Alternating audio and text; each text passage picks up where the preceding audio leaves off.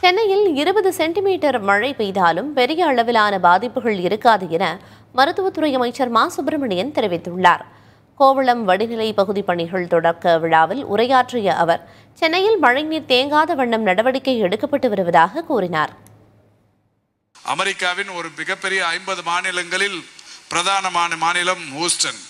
அங்கேயும் கூட இயற்கை சீற்றம் பெரிய அளவில் வருகிற போது யாரும் எதையும் செய்துவிட முடியாது.